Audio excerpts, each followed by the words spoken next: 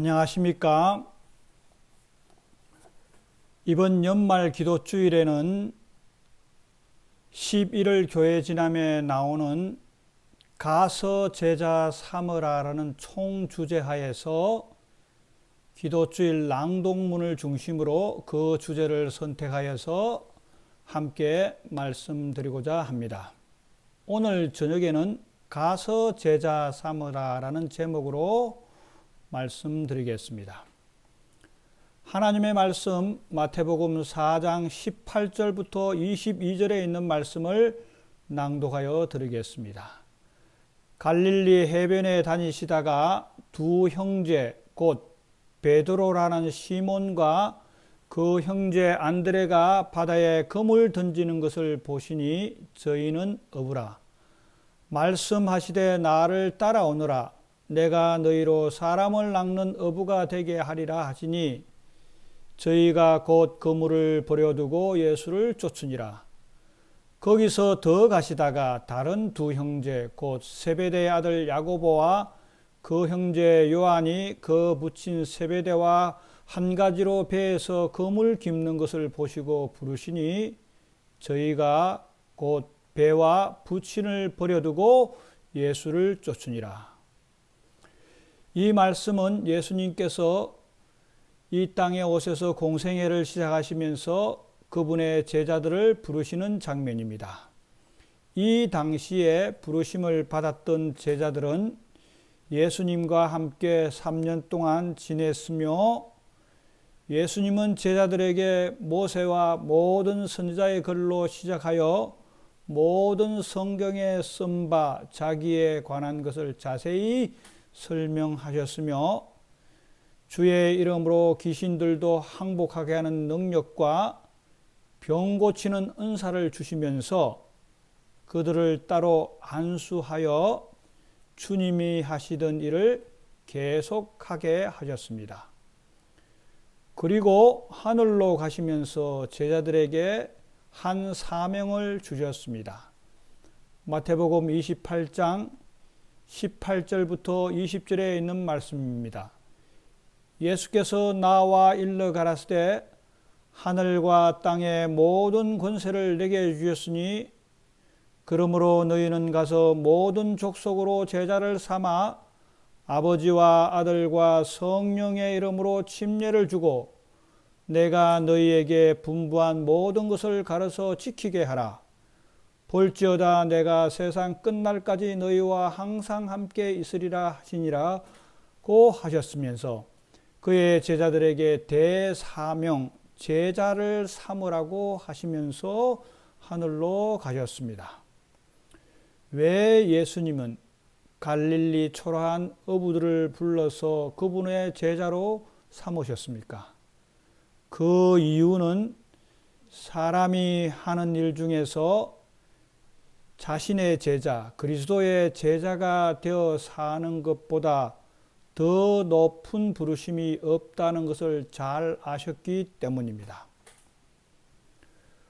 왜냐하면 누가복음 6장 40절에 있는 말씀 보면 이러한 말씀이 있습니다.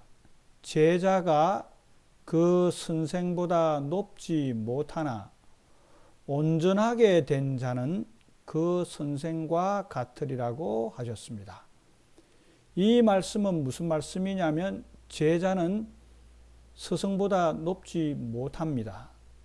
우리의 스승은 예수님이십니다. 그러나 우리의 스승과 같이 될 수 있는데 온전하게 된 자는 스승과 같이 된다라는 뜻입니다. 온전하게 된다라는 뜻은 어떤 말씀이냐 하면 온전케 된다라는 헬라어 말은 카타르티조라는 말입니다. 카타르티조. 이 말의 뜻은 준비하다, 훈련하다, 완전하게 갖추다라는 뜻으로서 개정 표준역에는 이렇게 번역하였습니다. 충분하게 가르침을 받은 자다라는 뜻입니다. 우리가 스승보다 온전하지는 못하지만 높을 수는 없지만 우리가 충분하게 가르침을 받으면 스승과 같이 되기 때문에 가장 위대한 스승으로부터 충분한 가르침을 받은 사람은 그 스승과 같은 위치에 있기 때문에 사람이 할 수 있는 가장 고귀한 일이며 가장 높은 부르심이기에 제자들을 갈릴리 어부들을 그분의 제자로 삼으셨다라는 뜻입니다. 그러므로 예수의 제자로서 부르심을 받은 자들은 잘 훈련된 자들로서 가장 고귀한 부르심, 가장 큰 부르심을 받은 사람입니다. 그런 제자들이 해야 할 사역에는 큰 두 가지 사역이 있습니다. 첫째로는 제일 먼저 우리가 먼저 각자가 스스로가 개개인이 그리스도의 제자가 되어야 한다라는 말씀입니다. 각자가 그리스도의 제자가 되기 위해서 부르시는 예수님은 우리를 어떤 관계에서 제자가 되기를 원하시느냐 하면 오늘 읽었던 마태복음 4장 18절부터 22절에 있는 말씀을 보면 예수님이 다니시다가 유심히 보시다가 나를 따라오라고 하시면서 부르시니 저희가 배와 심지어는 부친과 모든 것을 버리고 쫓았다라고 말씀하고 있습니다. 이 과정에서 예수님께서는 그분의 제자들이 예수님을 따를 때 개인적이며 친밀하며 인격적인 관계를 갖고 따르기를 원하신다라는 뜻입니다. 개인적이며 인격적이며 친밀하게 따랐다라는 표시가 증거가 무엇이냐면 예수님의 제자들이 따랐다라고 되어 있습니다. 세상의 것을 버리고 주님의 편을 선택했다라는 뜻입니다. 예수의 제자로 부르심을 받았던 사람들은 친밀하고 개인적인 예수님과의 관계를 맺어야 하며 예수님과 친밀하고 개인적인 관계를 맺었던 사람들은 주님의 일이 나의 일이 될 것이며 또 주님께서는 우리의 일이 주님의 일이 되시기에 또 우리의 아픔이 주님의 아픔이 되시기에 주님께서는 제자들 가정에 또 제자들 개개인의 아픈 일들과 그들의 일들을 소상하게 잘 돌봐 주시며 잘 가르쳐 주셨다는 것을 우리가 복음서를 통해서 다 너무나 잘 알고 있습니다. 특별한 예로서는 예수님께서 그의 사랑하는 제자 베드로의 장모가 아팠을 때에 열병으로 고생하셨을 때 그 집에 가서 위로해 주셨으며 또 사랑하는 제자 나사로가 죽었을 때 그의 가족들을 찾아가서 위로해 주시고 나사로를 살리셨으며 또 예수님의 사랑하는 제자 또 마태가 부르심을 받았을 때 마태의 친구들과 이별할 수 있는 시간을 주셨던 것처럼 자상하면서 또 그들의 사정을 일일이 아시면서 잘 친밀하게 이렇게 예수님의 제자들을 돌보아 주셨다. 개인적인 친밀함을 가져셨다라는 뜻입니다.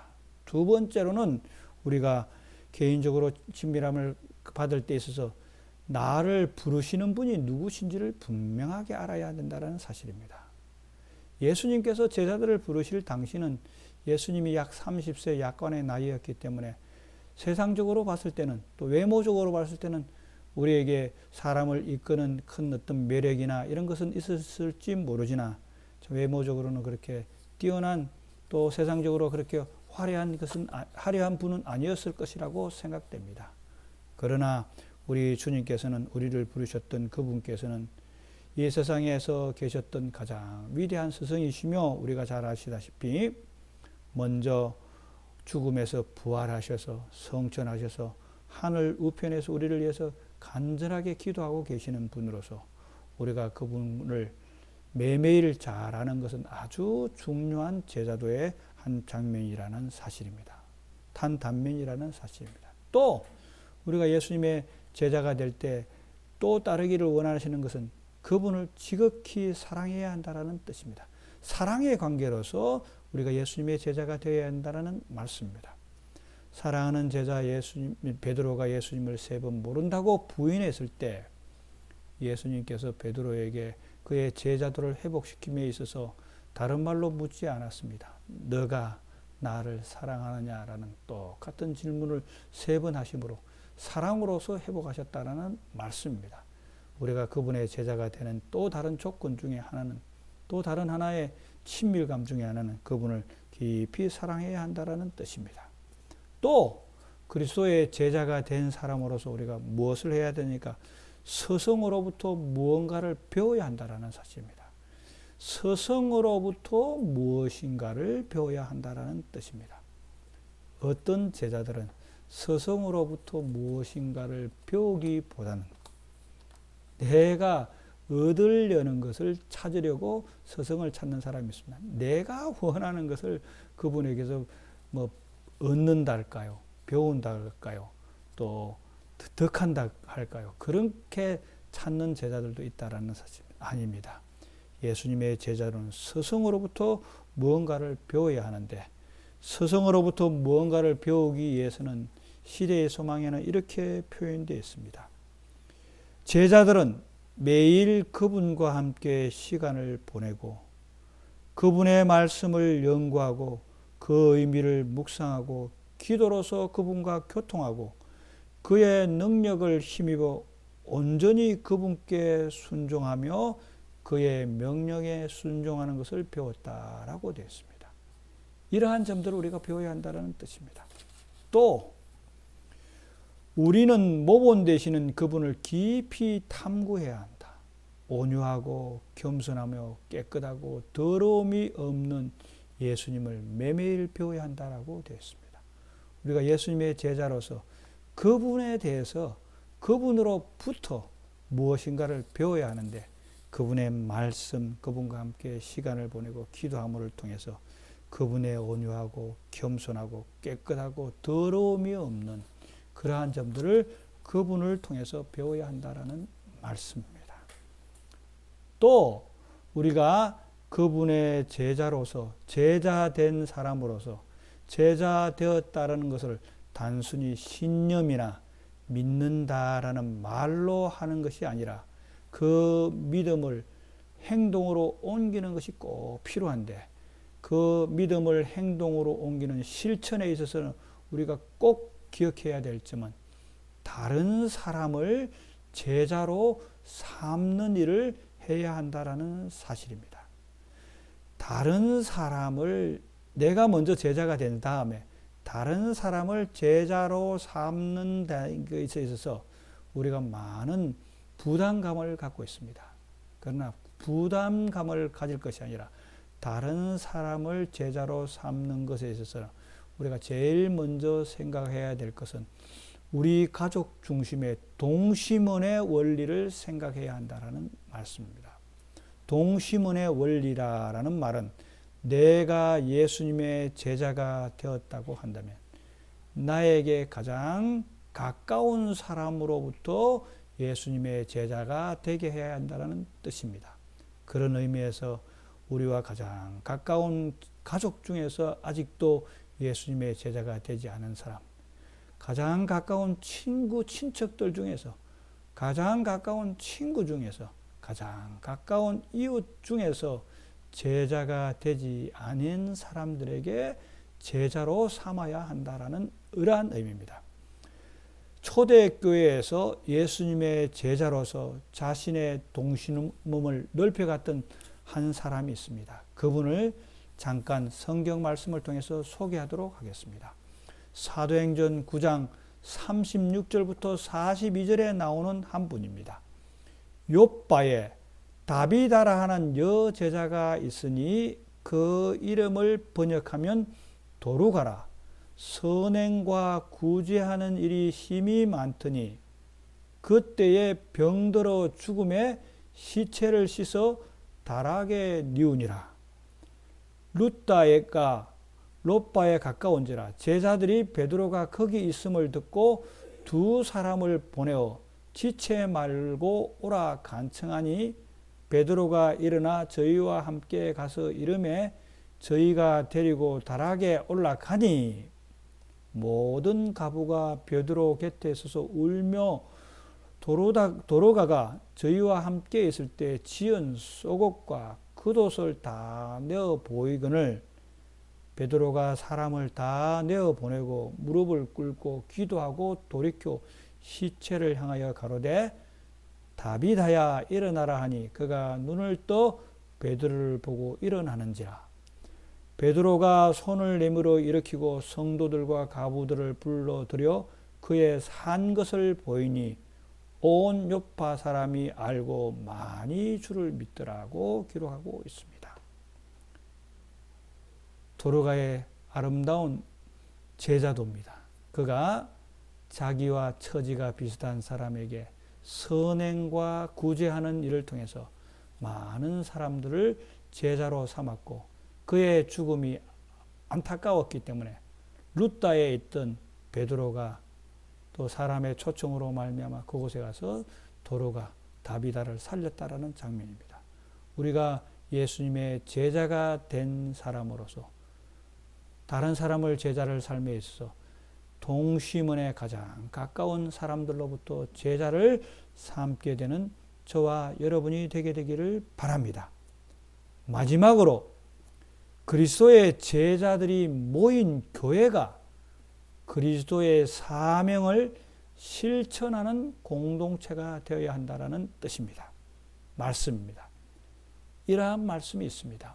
교회는 비록 연약하고 결함이 있어 보여도 하나님께서 특별히 최고의 관심을 쏟고 계시는 대상이다. 다음에 있는 말씀입니다. 교회는 하나님의 은혜가 실현되는 장소이며 하나님은 그 안에서 심령을 변화시키시는 자신의 능력을 즐겨 나타내신다고 말씀하고 있습니다. 교회는 하나님의 은혜가 실현되는 장소로서 우리 모두는 참된 그리스도인의 공동체로서 하나님의 은혜를 실현하는 곳이 되어야 한다는 말씀입니다. 그러므로 개개인이 예수님의 제자가 된 교회가 신약시대 오순절 때처럼 교회의 사명을 폭발적으로 수행하려면 오늘날 교회에 있는 목사나 복음 전도자나 강사나 성경교사나 지도자들 뿐만 아니라 모든 사람들이 함께 참여하여 모두가 다른 사람들을 제자로 삼는 삶을 실천하게 될 때 초대교회의 폭발적인 이 선교 열기가 일어날 것이며 그 일을 수행하게 될 것이다 라고 말씀하고 있습니다. 저와 여러분은 예수님의 제자가 된 사람들입니다. 제자로서의 임무들을 잘 수행하게 되시는 성도님들이 되게 되시기를 바랍니다. 사람은 태어나서 27,350일을 산다고 합니다. 어쩌면 우리에게 주어진 인생은 짧은 인생살이입니다. 이 짧은 인생살이를 살면서 무엇을 하면서 살아야 하겠습니까?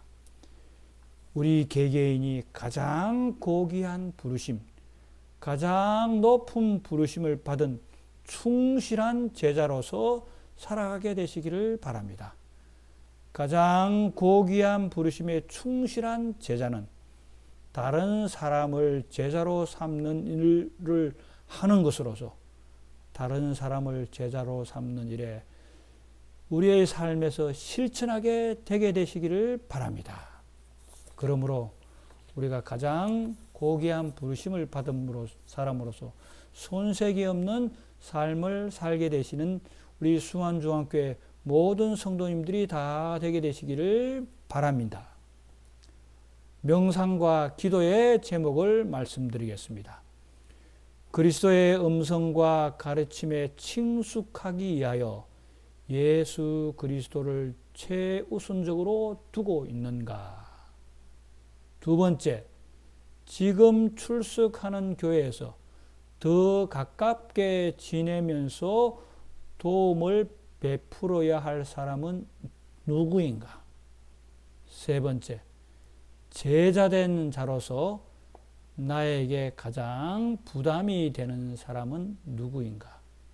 네 번째, 제자로서 나에게 가장 신나는 일은 무엇인가 생각해 보시고 명상해 보시게 되시는 이 저녁이 되게 되시기를 바랍니다.